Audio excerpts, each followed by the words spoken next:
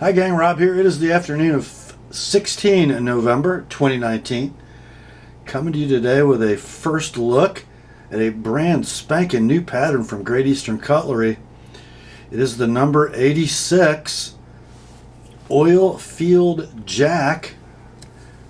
Comes in this here tube. This is the TheApostleP cutlery version, or one of a couple TheApostleP cutlery versions. Great looking tube label.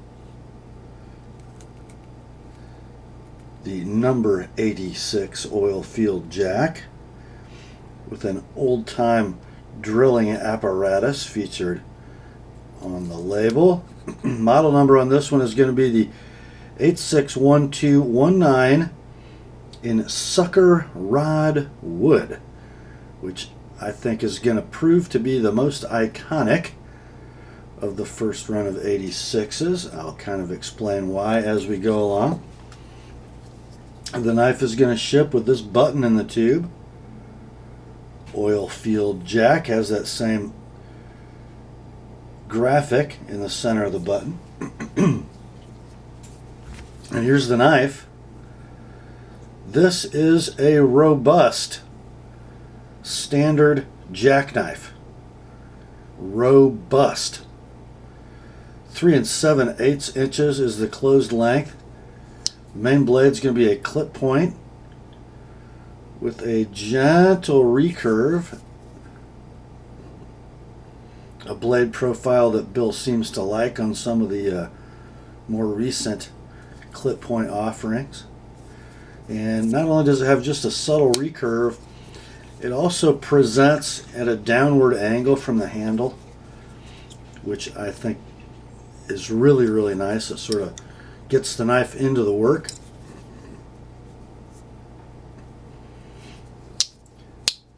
Secondary blade on the 86 is going to be, I'm not going to call this a coping blade because it's rather large. We'll call this a secondary sheep's foot. Notice this TheApostleP with the sucker rod wood is wearing that triple P etch. Some people like to say pattern production premiere.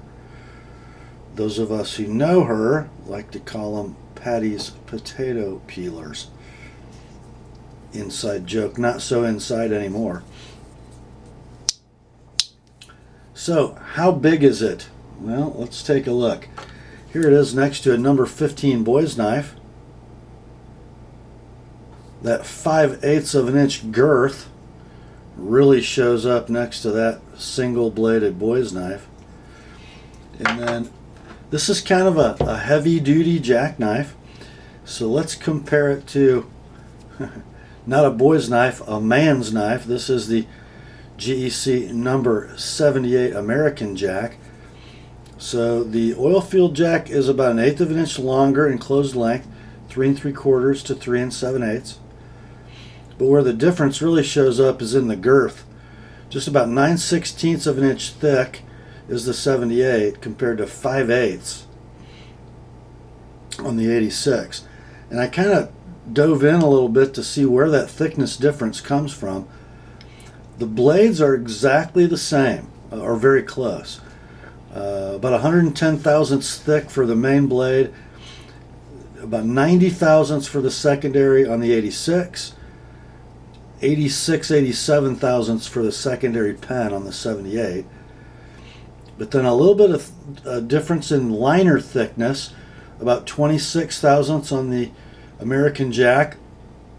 If you look at the center liner, you can really pick it up visually. But about 26 thousandths on the 78 pattern and a full 30 thousandths thick are the liners on this new 86. But I think visually you can kind of see where most of the difference happens. It's the thickness of the bolsters and the covers. A full 1/16 of an inch thicker overall is the knife. And then it's not super huge. Let's put it next to a number 98 cattle knife, which dwarfs the 86. So it is a thick, chunky son of a gun. Pull weight, just about a 7. Really nice walk and talk for a brand new knife. Positive half stop but no rattle. Opens with authority. And on the secondary blade, about a 6, 6.5. Again, beautiful walk and talk. Both blades are very nicely centered. We take a look at the hafting of the knife. It is stunning. I always like to look at the butt end of the knife to check the symmetry, and it's beautiful. Both springs terminate very nicely, very straight across. Transitions between cover material, bolsters, end caps, and shield, all really, really nice, which I have to believe was a bit of a challenge with this sucker rod wood, because it's kind of an open grain. They finished the knives matte, which, if you watch my channel and you listen to me talk about GEC knives, not my favorite finish. This one it's really brand new in the tube, and if you look close, you can see the satin finish in the end caps is already a little boogered just from moving around inside the tube or during packaging. Not a big deal. I don't love that satin finish nickel silver. It yellows more quickly than the polished stuff does. And I think this is a cover material that we could have done polished hardware without messing it up.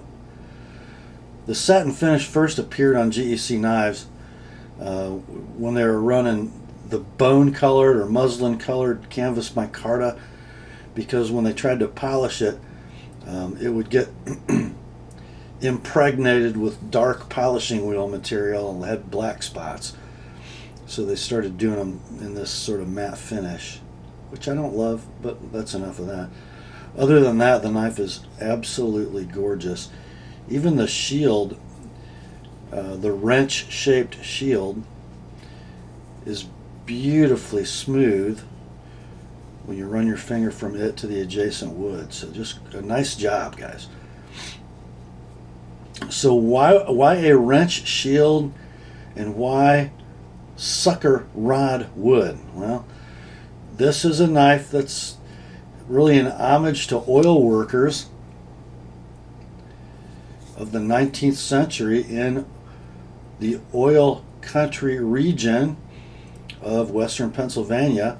The first operating oil well in North America was the Drake Well near Titusville, where these knives are made.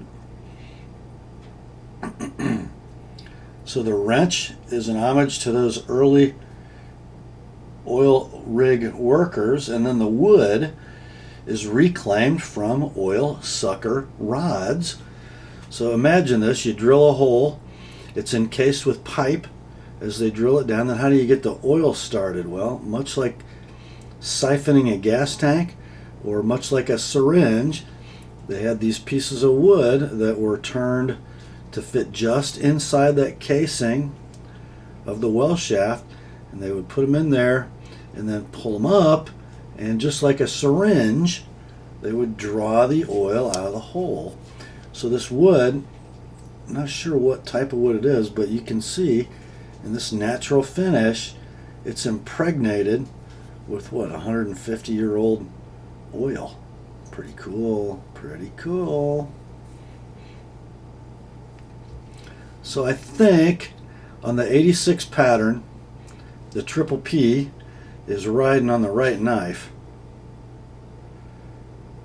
The oil field jack with the rig worker's wrench and the sucker rod wood. Pretty cool package. In hand, even with a rather chunky section of exposed tang from the secondary blade, as a finger choil, you got plenty of room there. Not uncomfortable at all in the saber grip. Big fat handle for the pinch grip. The hammer grip works well. Now, if you're using the secondary blade, that grip comfort's not going to be as important, but even that choil works well. I kind of like a secondary coping blade or sheep's foot on a standard jack. I don't carry a quill pen, so I don't need a pen blade to keep that sharp. Pen blades are useful, but I kind of like the straight profile with the super pointy tip of that sheep's foot. Let's see how we did on our grinds and our finish. Really, really nice. Most of you GEC aficionados know that we're running CNC grinders now at GEC. But it looks like the hand finishing has given us that beautiful hand applied satin. Swedges that look drawn, if we're running on these CNC grinders, are actually cut swedges or done on the grinder, not by hand, drawn them across a belt. So the symmetry should be excellent, and it is.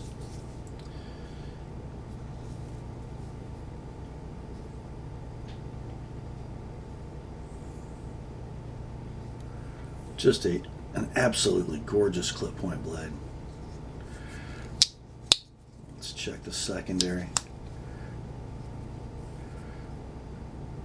Again, just beautiful satin going on.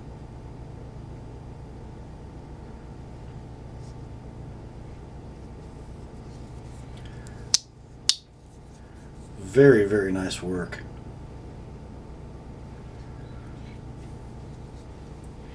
Let's sort of put the family together here.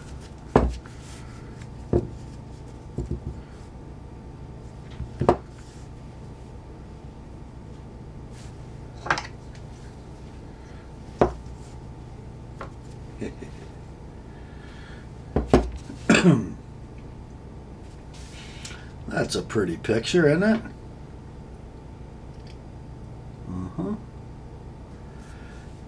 I know I've said it before, but I'll say it again, guys. When it comes to traditional slip joint pocket knives, production variety, there is just plain nobody in the world as good as Great Eastern Cutlery. And I love this new pattern. Big knife, chunky knife, man's knife. Nothing special. Nothing new under the sun, just a superb execution of the classic standard jack by Great Eastern Cutlery. Good job, Bill and the gang. Have fun getting one though, guys. This particular pattern is gone in retailer stock.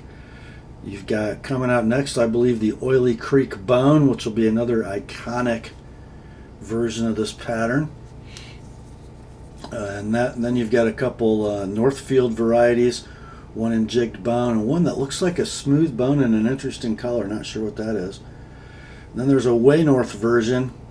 Those may already be done and gone as well.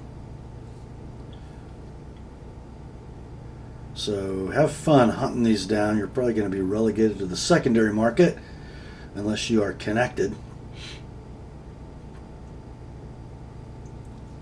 Probably worth finding one no matter what you have to pay.